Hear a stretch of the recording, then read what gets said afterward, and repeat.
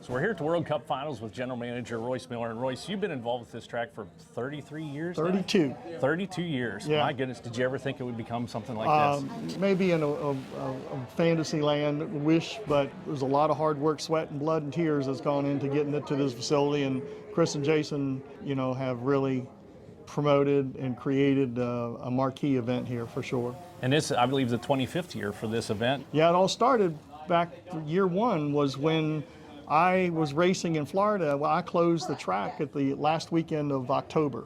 And then I would race in Florida for the winter series for the bracket program that I ran for 16 years. About the third year out, I told them, I tell you what, if you want to keep the track open a week longer, do whatever event you want to do, and whatever you make, you keep, whatever you lose, you got to cover. That was the creation of what this same weekend, first weekend in November, that I went off racing.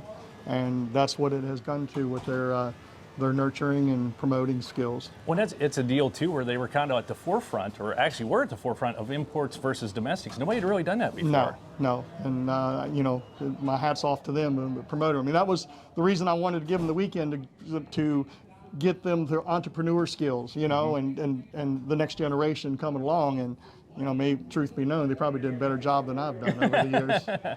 Well, something else that's special about Maryland International Raceway is you have a very unique location here.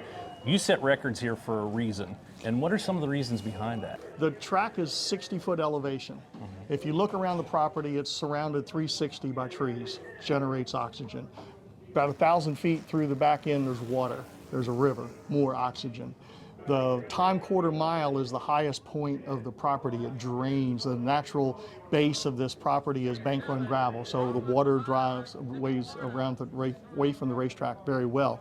So as long as we can do good track prep, we've got a lot of factors in our favor. And you know, we pride ourselves in our track prep, but you have to have those other elements to make it all come together, and that's why it's mine shaft conditions in November with a good dense cold air, again oxygen rich, and that's kind of our secret.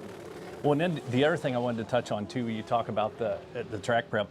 You're running all-wheel drive cars, front-wheel drive cars, rear-wheel drive cars, slicks, radials. How hard is it to keep up with all that? Well, it is, and Jason's been masterful on the class rotation because the track prep plays a part in the rotation. And you see after a different class break where they have to go in and cover the bald spots and do down track sprays. When it gets this cold out, you got to really depend on the tack of the glue. It gets hard after it gets cold for a period of time. So I think we're on pace to do about 20 barrels of PJ1 for this weekend, and that's about $1,100 a barrel. You can do the math on that one. Yeah, that's unbelievable. Well, we're pulling you away from your duties. I just want to say thank you so much for your time. Thank you for having us here. What an incredible event. Well, it's nice having you and the world to see what this is, and next year you can see it in person right here. There you go. All right. Thank you.